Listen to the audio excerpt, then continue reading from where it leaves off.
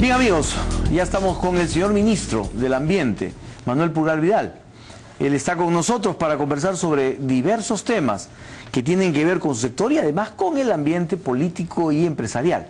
Señor ministro, muy buenas tardes. ¿Cómo estás, Enrique? Buenas noches. Buenas noches. ¿Cómo te va? Muchas gracias por venir. Por favor. ¿Le preocupa la elección de los miembros del Tribunal Constitucional? Bueno, yo creo que a todos los peruanos nos preocupa que el Tribunal Constitucional se constituya con gente que tiene la probidad para asumir el más alto rol en lo que es la justicia constitucional. Ahora, lo que tenemos en el Perú son procedimientos constitucionales que han llevado a esta forma de elección que en el Congreso actual, cuando el Congreso tiene tantos partidos políticos representados, resulta una altísima dificultad. Yo creo que vamos a tener que entrar en algún momento a una discusión sobre si ese es el procedimiento más idóneo, es el procedimiento más adecuado, porque definitivamente si estás hablando, y no recuerdo, Enrique, corrígeme si son creo que 87 votos, si estamos hablando de 87 votos, eso no lo logras ni siquiera juntando a dos partidos grandes. En consecuencia, lo que tenemos que ver es que ante la ausencia de partidos políticos, esta realidad se puede dar en el futuro y lo que tenemos que corregir es una situación en donde tres órganos importantes como el BCR, como la Defensoría del Pueblo y el Tribunal Constitucional están pasando por una situación complicada, una situación en donde los partidos no se ponen de acuerdo, una situación en donde cada uno promueve un candidato y es vetado por el otro, y eso va a ser y se va a seguir repitiendo. Creo que, como he dicho en muchos casos, y en este caso se da, uno tiene que entrar al fondo del asunto y ver qué es lo que está constituyendo el problema. Señor ministro, ¿piensa usted también que el TC debe abstenerse de fallar ahora en los temas sensibles? Yo no creo que el presidente, en todo caso, si por ese lado viene la pregunta, yo no creo que por ese lado vengan los comentarios del presidente. El presidente, como gobernante, como primer mandatario, da un mensaje que, como lo señalé hace poco en una entrevista, el presidente obviamente tiene que mantener una preocupación de lo que representa un costo social en donde las prioridades están fundamentalmente en todo aquello que representa ir mejorando las condiciones de los maestros, de la policía, de las Fuerzas Armadas, del Servicio Civil, de los trabajadores del Estado, y en donde obviamente si existe una deuda, esta deuda tendrá que ser honrada, pero es una deuda que ha esperado 40 años, es una deuda que no ha creado este gobierno, y si se establece una condición en donde el Tribunal Constitucional falla, pero igual no hay las posibilidades de honrar ese pago en una sola cuota, entonces en realidad lo que vamos a tener es un fallo incumplido. Muy bien, en consecuencia, lo que el presidente está diciendo es, miren toda esta realidad, y en realidad nuevamente entremos a un debate para empezar a establecer un pago periódico. Por 40 años a nadie se le ocurrió ver cómo podíamos ir pagando periódicamente, y hoy día no nos podríamos someter a un fallo que lo que hace es, te establece un monto de pago que no puedes. Además, nuevamente, la prioridad está en los maestros, ahora también se están viendo facultades para una reforma integral de salud, para mejorar a los médicos, para mejorar a las enfermeras. Sin embargo, se pide prudencia al Tribunal Constitucional. Sí. Usted es abogado. De aquí en adelante, jueces, magistrados de la Corte Suprema del Tribunal Constitucional tienen que tener prudencia para fallar, tienen que darse cuenta, a ver cómo está el denunciado para ver qué tipo de pena o qué tipo de condiciones le ponen. Yo creo que solicitudes de esa naturaleza no significan en ningún caso inmiscuirse en los fueros de otros. Yo mismo le pido al Poder Judicial, por favor, les pido celeridad y les pido accionar y les pido tal frente a una situación como la minería ilegal, y no significa que me inmiscuya o que el presidente en este caso se inmiscuya en el Tribunal Constitucional. Pero usted le pide celeridad, otros le piden que prudencia, cuidado, no me ponga usted unas condiciones muy duras. Imagínese usted si todos los denunciados van a empezar a pedir eso a quienes lo juzgan. Porque la justicia, dentro de todo, Enrique, la justicia es la aplicación de la ley en un marco de realidad social en donde establecer que todos debemos actuar con una prudencia y todos debemos saber cuáles son las prioridades del país. Es un pedido natural, no es un pedido que representa estar inmiscuyéndose en los foros del Tribunal Constitucional, que el presidente respeta plenamente. Muy bien. ¿Le da la sensación de repartija en el Congreso? No, yo no utilizaría ese término. ¿No? Hoy día leí la entrevista que le hicieron a Lourdes Flores, fue interesante su respuesta, porque ella dice, mira... Ella dice si los acuerdos se han tomado hay que respetarlos. En realidad dice... Pero dice que se confunde consenso con repartija. Es que la naturaleza de la votación, la naturaleza de este acuerdo tan complejo, genera una situación que no es la deseada. Yo creo que esta no es la situación deseada, definitivamente. No lo llamaría repartija, no es la situación deseada, pero empecemos a resolver los problemas de fondo. Señor ministro, por quinto mes consecutivo la confianza empresarial retrocedió y está en el nivel más bajo de los 2 años de gestión del presidente Ollanta. Si yo le pidiera a usted, en tono objetivo y hasta autocrítico, ¿qué se hizo mal o qué no se hizo para que la confianza esté en este nivel? ¿Usted qué me diría? Yo creo que la confianza empresarial tiene muchos factores y la confianza empresarial se mueve en función a un conjunto de otras variables, algunas de las cuales se pueden controlar desde lo nacional y otras no. Definitivamente situaciones como la baja del precio de los metales no estuvieron en un inicio en los marcos macroeconómicos multianuales, pero sin embargo esas bajas se dan por una serie de consideraciones, incluso la movida del tipo de cambio, que como tú sabes es significativa y que te genera una serie de problemas a los industriales, no estaba en los cálculos, pero se dio por una decisión que tomó la Reserva Federal de los Estados Unidos. En consecuencia, cuando uno ve que alguna de las condiciones que tenía planeada ya no se presentan, entonces de inmediato uno podría suponer que se están dando algunas variables que te hacen perder la confianza. Y eso no está necesariamente en el ámbito nacional. Pero creo que el presidente y el gobierno también ha dado buenas señales diciéndole a los inversionistas: nosotros estamos haciendo todo lo posible por trabajar para que las inversiones se sometan a plazos razonables y las inversiones avancen. Yo por eso digo a todos aquellos que pueden estar pensando que se han relajado las normas ambientales a través de estas normas de las inversiones, eso es una falacia, eso no es cierto, no se ha relajado ninguna norma ambiental, pero en todo caso, pero lo que sí vale la pena decirlo para responder tu pregunta, yo como ministro del Ambiente también creo firmemente en las inversiones y creo que las inversiones se merecen ser atendidas en los plazos que las leyes disponen. Pero incluso los estimados de crecimiento se están corrigiendo a la baja, lo cual significa también que hay problemas internos, ¿no es cierto? Y la mayoría de los empresarios aluden a la permisología, y eso lo involucra a usted. Sí. Entonces, ¿hay o no hay errores del gobierno o inacción en el gobierno en algunos temas? Dos partes. La primera la comenté en tu programa ya hace algunos domingos. Esta tendencia a la baja es una baja razonable. Estamos hablando de valores por encima de 6. Uno, te dije, el año 2009 y todos hemos olvidado crecimiento cero. Y nadie se acuerda y nadie se rajó las vestiduras. Crecimiento cero. Aunque el año siguiente fuera 10, crecimiento cero. ¿Y el año anterior fuera 9? No, fue 8. ¿No? Bueno, pero por ahí andábamos. Pero cero, ¿no? Entonces, y nadie se rajó las vestiduras, porque hay un conjunto de factores que determinan una situación país. Pero el tema de la permisología, interesante que digas que lo involucra a usted, porque te volveré a repetir, quizás hasta el cansancio, que, aunque el televidente no necesariamente lo sepa, los permisos ambientales no los dicta mi sector. Los plazos de cumplimiento no están en mi sector.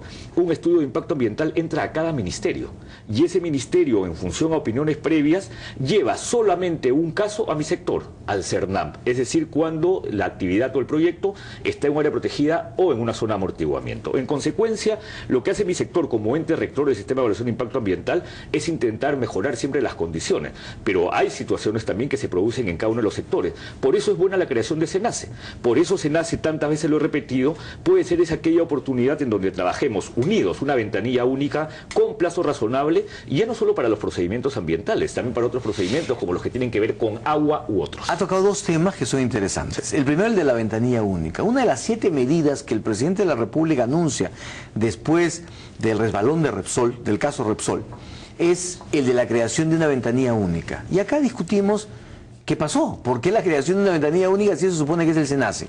Así es. Ni lo uno ni lo otro. ¿Qué pasa con la ventanilla única? Nosotros, como SENACE, estamos trabajando en los plazos que te he dicho. Por eso, te he dicho entonces, que esto no va a ser antes del primer semestre. Por eso, ¿no? Pero entonces, ¿esa ventanilla única a la que se refería el presidente era el SENACE 2014? No, mientras tanto, y eso también te lo contesté tal cual, los sectores tienen que organizar los procedimientos de tal manera que verifiquen que los plazos se están cumpliendo estrictamente. Pero ¿cuál es la ventanilla única?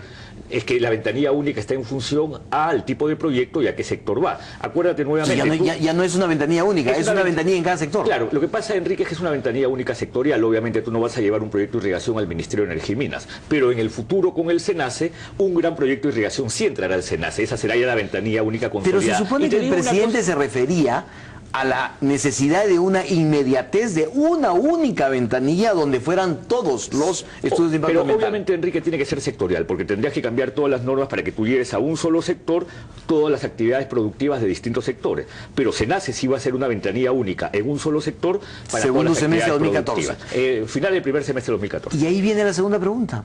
¿Por qué todavía usted no tiene jefe del SENACE? Porque estamos en un proceso donde estamos buscando a la persona más idónea, más adecuada, que sea una persona con conocimiento del ambiental, gran promotor de las inversiones, que establezca un equilibrio adecuado para que el SENACE sea una organización modelo.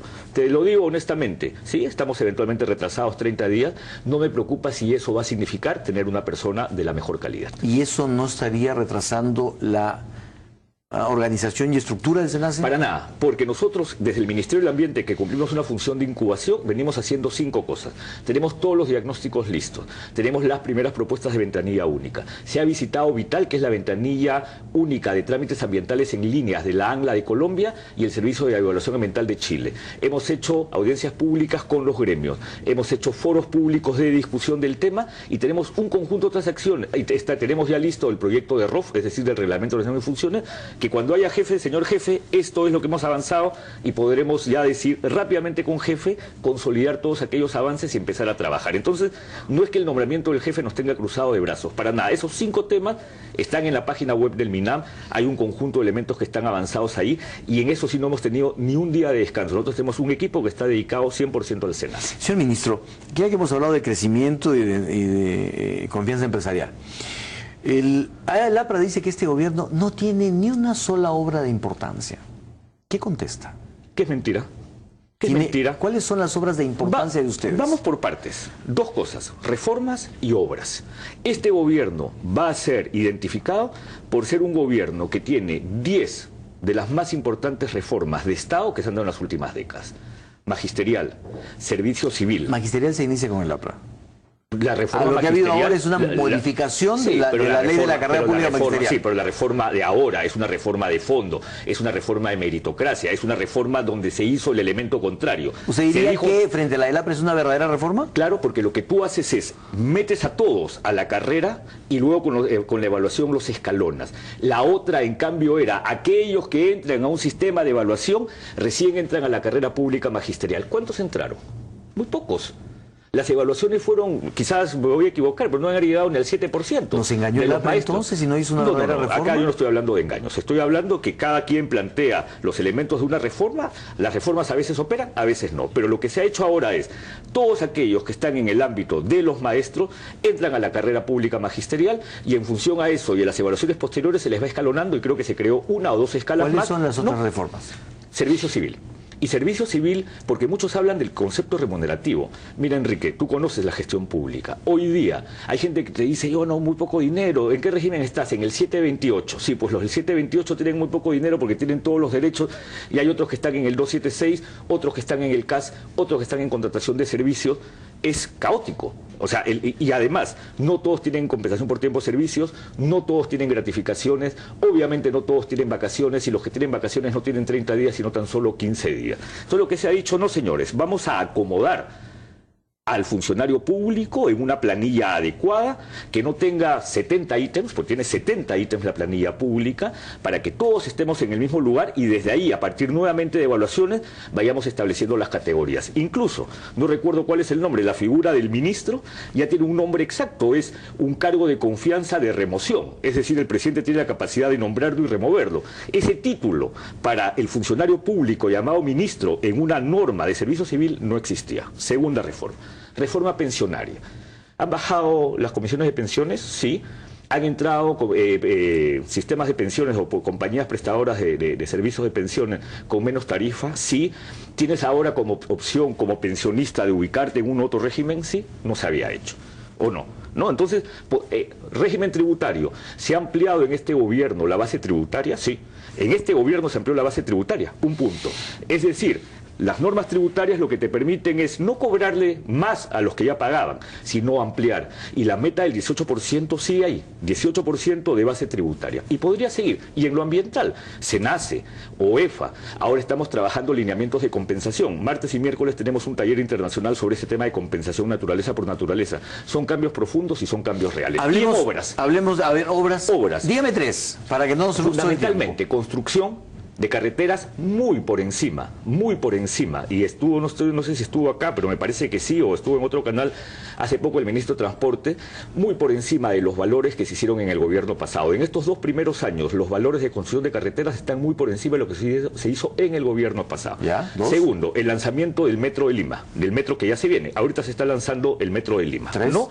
y un conjunto de otras obras de saneamiento. Tambos, estamos hablando de un conjunto de otras obras de saneamiento, en Piura se está haciendo una. Tenemos un conjunto de obras de saneamiento realmente importante. Y lo de los tambos, Enrique, es una figura importantísima, porque lo que estás dando es servicios a la gente más pobre en lo que se llaman los cruces de camino de poblaciones rurales. Le van a decir que son obras muy pequeñas con relación a las que han hecho el anterior y los anteriores gobiernos. La interoceánica, por ejemplo, o cualquier otra obra, le va a dar duro a lo que usted está diciendo. Vas a ver que no. Ustedes las grandes obras como el gasoducto o la longitudinal de la sierra, ¿las han postergado? Y te aseguro, Enrique, que ahora estamos terminando el año 2 del gobierno, te aseguro que en obras orientadas al progreso que la gente siente, se vienen 500.000 paneles solares para electrificación rural, que va a llevar la cobertura de electrificación rural a más del 93%, cosa que no se lograría con el sistema tradicional sino hasta el 2021. En consecuencia estamos hablando de cosas realmente profundas y vas a ver cómo toda esta estadística mostrada con claridad, sin ninguna manipulación de cifras, te va a demostrar a ti y a los ciudadanos de que realmente se están haciendo obras y se han hecho reformas profundas. Mejores que las del gobierno anterior. Es que todas son buenas. Yo no entro en calificación de si fue mejor la carretera entre los años. Todas las obras suman. Pero si quieren entrar, porque tú me lo estás preguntando, a una comparación de cifras, aquí se ha hecho mucho. Señor ministro, hablemos de la parte que a usted le toca. Porque justamente los titulares, usted los ha leído, dice, se flexibilizan las normas con relación a la calidad del aire. No solamente eso, yo recibí un resumen de noticias, dice, se suaviza. O sea, el ministerio se suaviza. ¿Se han flexibilizado las normas? No, no se han flexibilizado. ¿Y entonces de dónde viene esto? Incluso hay una noticia que dice, el ministro anuncia flexibilización de las normas. Sí, no, pero eso yo nunca y que un comunicado, usted lo dijo. No, para nada. Nunca he mencionado un comunicado el término flexibilizar. A ver, Enrique, nosotros tenemos una norma, nosotros tenemos estándares de calidad del aire para un conjunto de sustancias. Y para que los televidentes tengan claro, el estándar de calidad del aire es un valor en el ambiente, no en la fuente emisora, sino en el ambiente, que no se debe exceder para no poner en riesgo la salud de las personas. Y en calidad del aire hay un conjunto de sustancias que se miden, una de las cuales se llama el dióxido de azufre, ¿no? Y este dióxido de azufre, el SO2 famoso, es una sustancia que por una norma fijada en el gobierno pasado, por el decreto supremo, por el ministro Braca. Así es, ¿no? Por el decreto supremo 003-2008 se señaló que iba a ser de 80 en un periodo de 24 horas a partir del 1 de enero de 2009 y de 20 a partir del 1 de enero de 2014 sobre un periodo de 24 Muchas horas. personas creen que usted dio esa norma. La mayoría cree que yo la dictó. Sí, hasta pide en mi cabeza por eso, ¿no? Sí, y aquí está la norma de 008. He escuchado que usted es el culpable de aquí eso. están las firmas, ¿no? Sí. No, yo no la hice. Pero en todo caso, esta norma, si bien es cierto, uno puede considerar y tratar de entender por qué se fijaron estos valores, tuvo algunos vacíos. Primer vacío, cuando tú fijas un estándar, tú fijas el estándar, estableces la periodicidad, 24 horas, pero haces una cosa más, estableces los picos de excedencia, estableces cuál es ese máximo de excedencia y cuántas veces al año se puede dar una excedencia. Y así están hasta los estándares recomendados de la Organización Mundial para la Salud, así están los estándares de California, así están los estándares de la Unión Europea, así están los estándares de la Agencia Ambiental de los Estados Unidos, la EPA. Eso no se hizo en esta norma. Pero en segundo lugar, esta norma tiene un artículo 2 que dice: el Ministerio de Ambiente dictará las normas para la implementación de los estándares de calidad ambiental para aire para la correspondiente adecuación de los límites máximos permisibles. ¿Y qué ocurrió? Estas normas de adecuación nunca se dictaron. Entonces lo que nosotros hemos dictado son normas de adecuación. ¿Por qué? Y algunos dirán, ¿y por qué se demoró tanto? Si esta norma es del 2008, ¿por qué lo ha hecho en 2013? Porque esas normas de adecuación las haces en función a una medición, un monitoreo de cómo están las cuencas atmosféricas, porque acá hay un punto importante, Enrique. Esto no es una norma que lo haces en función a las instalaciones, lo haces en función a cómo está la cuenca atmosférica. Y las cuencas atmosféricas muestran que en el Perú se ha mejorado en muchas de ellas, pero hay 3 que no se han alcanzado los estándares: Hilo, La Oroya y Arequipa. O sea, Sauder, Doerran. Combustibles en parque automotor fundamentalmente, Arequipa, esa es la razón. En consecuencia, lo que tienes que trabajar ahí es un plan de acción, tienes que trabajar límites permisibles para seguir mejorando las condiciones de aire de estas localidades. Pero, y eso es lo que entonces hemos dictado ahora, normas complementarias para la adecuación de estándares de calidad ambiental que estaban en la norma de 2008, pero que nunca se habían dictado y que fruto del monitoreo nosotros hemos hecho. Ahora, ¿por qué algunos considerarán, ya que usaste la palabra flexibilizar? Está en todos los titulares. Sí, yo lo he visto en 3 medios hoy día, en El Comercio, en La República y en Perú 21. ¿Por qué? Porque, claro, había esta supuesta amenaza de cierre de plantas en función a un estándar de 20. Eso le iba a preguntar. ¿Esto se dio porque Sauder dijo, me voy? De ninguna manera. Porque una cosa... Pero la coincidencia es grande. No. ¿Anuncia Sauder que se va? De ninguna manera. No, porque nosotros veníamos trabajando esto, los monitoreos, hace tiempo. Desde que yo entré, una de las cosas a las que yo me enfrenté fue esta norma. Y ver cómo íbamos a hacer la norma de adecuación, porque ten en cuenta una cosa, Enrique, la norma de 20, que es recomendado para la Organización Mundial para la Salud, es recomendado en ciudades para proteger salud urbana con picos de 500, excedencias de 500 de acuerdo a como está puesto en la norma de la OMS, y no puede ser atribuible, porque no hay forma tecnológicamente que sea atribuible a una chimenea. Eso es así.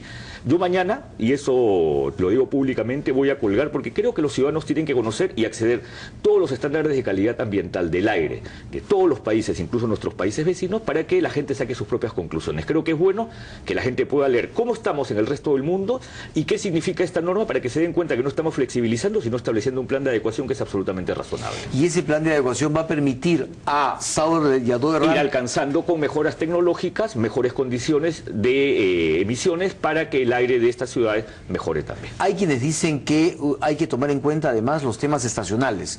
En el invierno, sí, claro, el aire tiene... térmica, sí, los planes de acción son para eso, por eso son planes de acción que te establecen una serie de consideraciones.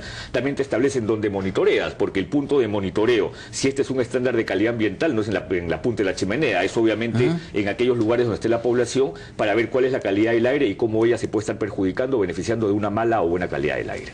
Muy bien, señor ministro, el Comercio titula en una de sus ediciones, ¿no es cierto?, que en 4 años se ha duplicado la venta de combustible y que los decretos dictados sobre comercialización del crudo en el caso de la zona de minería informal, pues no han surtido efectos. O sea, este gobierno en realidad no ha avanzado en el tema de la minería ilegal.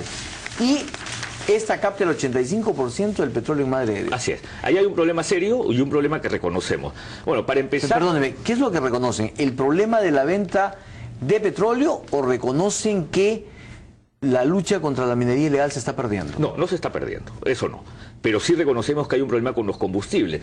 Problema que pasa, y esto es importante, que Ocinersmin genere el cambio, por darle calidad de distribuidor final a aquel que está metido en minería ilegal. O sea, el problema es que ahí hay personas que actúan como si fueran grifos, y todos saben que ese combustible, y la señora famosa Goya es distribuidor final, consumidor final de combustible, actúa como si fuese grifo y adquiere y compra con todo derecho un montón de combustible. Y eso tiene que ser cortado, y Ocinersmin sabe que eso tiene que ser cortado. ¿Y por qué no lo hace? Entonces, la comisión multisectorial que preside PCM justamente va estableciendo, en función al seguimiento de las medidas, qué cosa no se ha avanzado rápido, y nosotros reconocemos cuando no lo estamos haciendo, y de inmediato en el último Consejo de Ministros el presidente nos dijo a todos: está el acta de la última comisión multisectorial, por favor actúen en función a eso, porque todas esas medidas tienen que ser tomadas. Entonces, Enrique, la guerra contra la minería ilegal es terrible. En Madre de Dios, obviamente, yo soy persona no grata hace mucho tiempo y he sido calificado de fascista porque dicen que no les estoy permitiendo combatir la pobreza en esta actividad. Pero efectivamente el tema de Ocinersmin tiene que ser mejorado. SUNAT se ha mejorado mucho en lo que se llama control de rutas fiscales y control de insumos químicos. SUNAT ya empezó el tema del control de maquinaria o de registro de maquinaria. Nos falta mucho con Poder Judicial. Insistiré, lo he hecho varias veces en tu programa, que me gustaría que con el Poder Judicial podamos meter a una de estas mafias a la cárcel. Está el tema que tengo que proponer, espero con el ministro Pedraza, de incorporar en la ley de extranjería y que el Congreso nos apoye un inciso para que algún extranjero que se mete este legal sea capturado y echado del país por indeseable, ¿no? Porque no hay una cláusula. Entonces, son muchas medidas que requieren ajuste continuo y es una lucha que el presidente nos pide continuamente que le demos seguimiento. ¿Pero se avanza? Se avanza, sí se avanza. Sí se avanza, y ahora pronto, obviamente no podré señalar fechas, pero con el alto comisionado para la interdicción de la minería ilegal, que te pediría, no te pediría porque en realidad tú eres libre para hacerlo, pero creo que puede ser bueno que lo invites, una persona bastante sólida, que se ha documentado bien del problema. Él, yo creo que va a iniciar algunas acciones de interdicción que van a ser reconocidas. Señor ministro, las multas en su sector. El Ministerio de Trabajo, después de poner multas que muchos consideran astronómicas, las ha reducido hasta un 80-85% a través de SUNAFIL. ¿Usted va a reducir las multas? Es que nosotros tenemos una gran diferencia. ¿Cuál? Y una cosa que también vale la pena mencionarle al público. Nosotros felizmente, además de haber establecido un régimen de multas que ahora tiene 30.000 como tope de UIT, logramos que se reconozca que parte o un porcentaje del aporte de regulación pase a el OEFA. Dicho de otra manera, nosotros no necesitamos multar para tener presupuesto, y eso es buenísimo.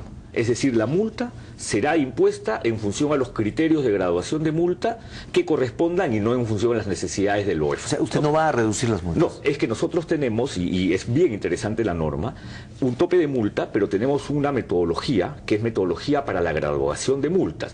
Y esta metodología para la graduación de multas te establece que la multa tope solamente se llega cuando sean 6 consideraciones que son súper severas. O sea, tiene que haber una situación realmente catastrófica para que llegues a ese tope, que tiene que ver con beneficio ilícito, que tiene que ver con la situación de ocultamiento, que tiene que ver con gravedad del daño, que tiene que ver con reincidencia y que tiene que ver con otros factores. Solamente cuando sea ese sistema de graduación de multas podrías llegar al tope de 30.000 UT. Con las multas que tenemos hoy día, antes de las 30.000 UT, nunca hemos llegado al tope máximo de multa. Mira tú, nunca hemos llegado. La única multa fuerte que se impuso fue esta que se le puso a Pluspetrol por el tema del Pastaza. Muy bien, señor ministro. ¿Y la consulta previa, va o no va? Va, y ya tenemos la primera consulta previa a punto de aprobarse para un área de conservación regional de Maijuna, y tenemos a Perupetro preparando consulta previa para 26 lotes de hidrocarburos a finales de este año. ¿Y las empresas mineras harán consulta previa? Se hará consultas previas en función a que haya una identificación de un pueblo indígena, identificación que se hará en función a los procedimientos que establecen con claridad cuáles son estos criterios objetivos y subjetivos para que una comunidad sea considerada un pueblo indígena. No. Nuevamente, en el Perú tenemos una organización por comunidades y por eso la ley dice, las comunidades campesinas y nativas podrán ser consideradas pueblos indígenas. ¿Por qué la ley utilizó el concepto podrán? Porque algunas comunidades perdieron estos criterios que podrían llevar a ser reconocidas como pueblos indígenas. Entonces, ¿qué es lo que estos procedimientos van a establecer? ¿Cuáles son estos criterios de lengua? ¿Cuáles son estos criterios de territorio o tierra? ¿Cuáles son estos criterios de instituciones culturales? ¿Y en base a eso se determinará qué empresas mineras pueden estar exoneradas? No, es que nuevamente creo que esta pregunta alguna vez hemos estado en este debate. Esto no tiene que ver con una empresa minera, tiene que ver con si una medida administrativa o legislativa en un área determinada donde hay una población, si la medida puede afectar a la población y si el pueblo es pueblo indígena, se hace la consulta. Y entonces esto se hace en función a estos criterios subjetivos objetivos que están siendo regulados por el Viceministerio de Interculturalidad. Bueno. Señor ministro, muchísimas gracias por su presencia. Muchas gracias a ti, Enrique. Muy amable. Ha sido el ministro del Ambiente, Manuel Pulgar Vidal. Vamos a regresar para conversar con el vicepresidente del Congreso y hablar de esto que mucha gente ha llamado la repartija en el Parlamento.